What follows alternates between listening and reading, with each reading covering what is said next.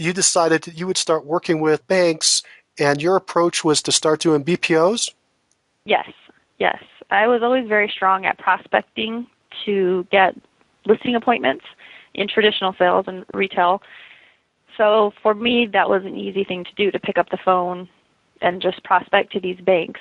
And the BPO is really your resume that you are qualified to sell the properties. You're capable of valuing them correctly. You just started calling up banks directly. How did you put together that list? Really, I used Google. I also went to Active Rain, and I utilized a lot of data anything I could get my hands on, really, from people posting on blogs and their experiences. And once I had my sights on a particular bank or asset manager, I would do anything I could to get direct contact information for them by using the internet. And I also had some good success using LinkedIn. And with that, I would call those companies very confidently, like they were expecting my call, so I would actually get in front of them, and I had a very good pitch for my few seconds of them listening in order to get, feet in the door, really. To get your foot in the door, you would offer to do a BPO for them? Yes. I was very cautious because there was a lot of postings on the internet about companies asking for free BPOs, which means they want you to do quite a bit of work and not compensate you anything for it in hopes that they will give you the listing. And so I was very careful about doing that, but I did that and made some good decisions, and in turn got some listings as a result. Are you currently working the REO market? Yes, I work REO and HUD primarily. How many banks or asset managers are you currently working with? Right now I have about 10 different banks that I'm working with. Some produce more inventory from me than others. I have I call it the trifecta, because I have the government entities, which are Fannie, Freddie, and HUD. And those seem to have the largest inventory, so those keep us very busy. Is that where the majority of your business is coming from, the government trifecta? Yes, absolutely. Of your overall business, what percentage do you think is coming from that government trifecta? From the government trifecta, I would say probably 98% of my business. But you didn't start there. You started working with local banks or large banks and then moved yourself into the government arena? Correct. I started with a small bank out of Florida, actually, Bank United. And they didn't have really, they had an REO department, but they didn't really have processes and procedures in place.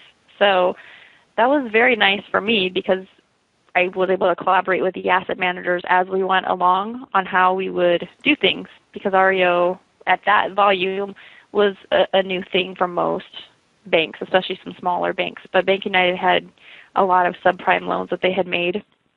So they had a pretty good-sized portfolio, and I was one of their top agents in the Metro Phoenix area. So that's how I got my foot in the door, and then I used that name and inventory on my resume to quickly go after several other banks and REO accounts. How did you make the transition from a private bank to the government, the Fannie, Freddie, and HUD? Who did you go after first? I went after Fannie Mae first because for me that in talking with other REO agents and just seeing the inventory in our MLS, that seemed to have the largest inventory of the three. And really where I am with my bank clients today are completely different clients than I had, even 2 or 3 years ago. I quickly learned not to have all of your eggs in one basket in this business because there's a lot of banks, like Bank United is no longer doing REO. They process it through a completely different company, and several other banks have folded.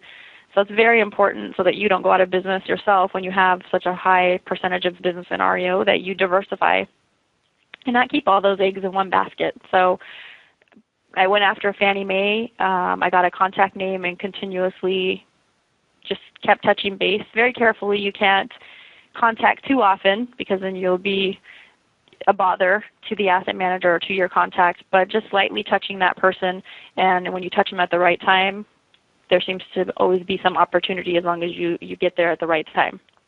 How did you make sure you got there at the right time? How often would you contact them, and what method would you use? I would vary between phone calls, snail mail, so I would mail note cards, or email. Email for an asset manager or REO contact is usually number one because they have a lot of assets that they're managing and a very heavy workload, so they appreciate that type of quick contact versus phone. However, they are inundated with that type of contact, so sometimes it's nice just to change that up just a bit, keep your name fresh in front of them, but in different ways. So I would send an email once a month. I would call offset also once a month, but so they were getting some type of contact from me every 2 weeks. And eventually that I got the opportunity where they asked me to actually submit in all my application and they would review it. And quickly after that, I was received in and began receiving assets.